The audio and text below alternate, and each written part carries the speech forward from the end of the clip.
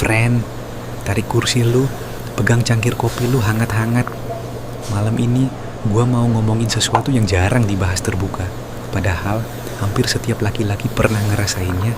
Pernah nggak sih? Lu lagi hancur banget di dalam, tapi tetap pasang muka tenang di depan orang lain. Lu capek, lu pengen nangis, lu pengen cerita. Tapi ada suara di kepala lu yang bilang, udah, jangan lebay. Laki-laki harus kuat, nggak boleh kelihatan lemah. Jadi lu telan semuanya sendirian. Lu senyum di depan keluarga, kuat di depan pasangan, santai aja di depan temen. Tapi begitu sendirian, kepala lu berisik banget dan gak ada satupun tempat buat ngeluarin itu semua. Sebagai Kopi Friend, kita gak akan ngomongin ini sebagai keluhan semata. Kita bakal bedah ini lewat sejarah, sains, psikologi, sampai data yang sebenarnya cukup mengkhawatirkan. Siapin kopi lu, mari kita cari tahu. Kenapa hidup laki-laki bisa terasa seberat ini?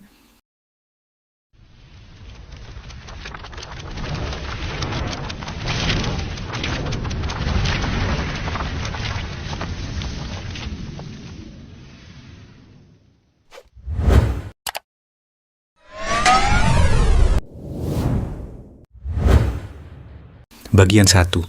Warisan peran dari zaman dulu. Friend, sejak dulu kala, di hampir semua budaya, laki-laki dididik buat satu peran utama, pelindung dan penyedia. Dari zaman berburu di hutan, sampai era kerja kantoran sekarang, narasinya nggak banyak berubah. Laki-laki harus jadi yang kuat, yang nggak boleh goyah, yang nggak boleh nunjukin rasa takut. Masalahnya, peran ini ditanamkan sejak kecil bukan lewat pilihan, tapi lewat tekanan sosial yang halus tapi konstan. Anak laki-laki nggak boleh nangis. Laki-laki harus berani. Jangan cengeng, lu kan cowok. Kalimat-kalimat ini kedengarannya sepele, tapi efeknya numpuk seumur hidup. Laki-laki diajarin buat menekan emosi sejak dini. Padahal secara biologis, otak laki-laki dan perempuan sama-sama punya kapasitas yang sama buat merasa sedih, takut, atau cemas. Bedanya cuma satu. Laki-laki dilatih buat nggak menunjukkannya. Lama-lama, ini bukan lagi soal nggak nunjukin, tapi laki-laki beneran kehilangan kemampuan buat mengenali emosinya sendiri. Bagian 2, ketika emosi dikunci terlalu lama. Di dunia psikologi, ada istilah buat kondisi ini, alexitimia, kesulitan mengenali, memahami, dan mengungkapkan emosi sendiri. Ini bukan soal laki-laki nggak punya perasaan, tapi soal laki-laki sering kehilangan akses ke perasaannya sendiri karena udah terlalu lama dilatih buat menekannya. Dan ini bukan cuma soal psikologis doang, friend. Datanya cukup serius.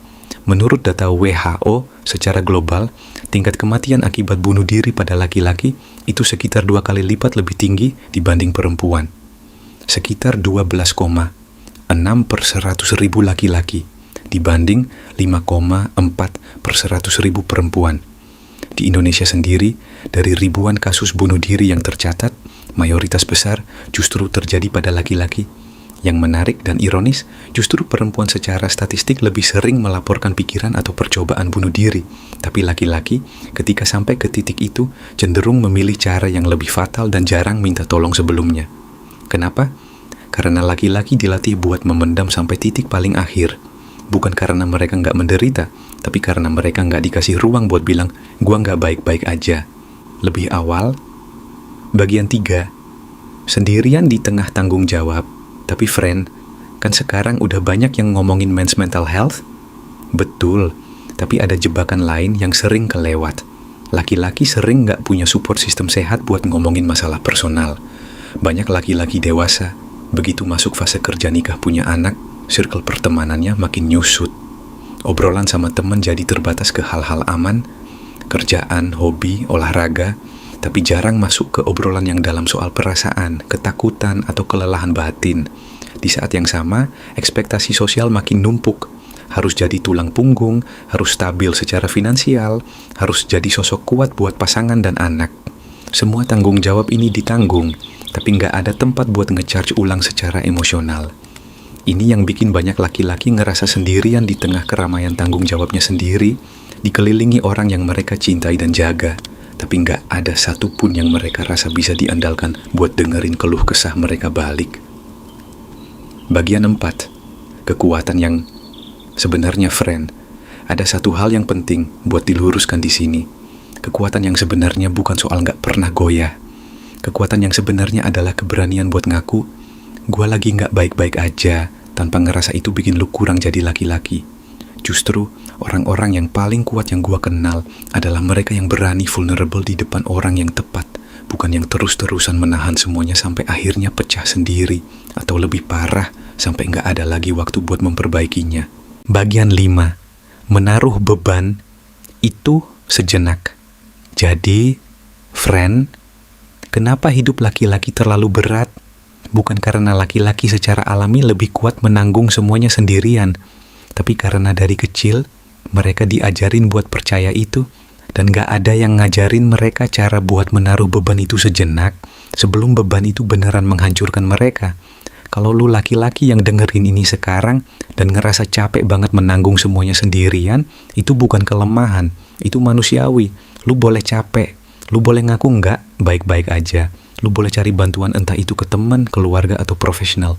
Dan kalau lu yang dengerin ini punya laki-laki yang lu sayang, ayah, suami, anak, teman, coba tanya lebih dalam dari sekadar lu baik-baik aja? Tanya, dan beneran dengerin jawabannya. Karena pada akhirnya, jadi kuat bukan berarti menanggung semuanya sendirian. Jadi kuat adalah tahu kapan harus berhenti dan membiarkan orang lain ikut menanggung beban itu bareng-bareng. Habiskan kopi lu, friend. Dan kalau malam ini, lu yang sedang menanggung semuanya sendirian, ingat, lu gak harus selalu kuat. Lu cuman harus jujur. Sleep well, my friend. See you in the next cup of coffee.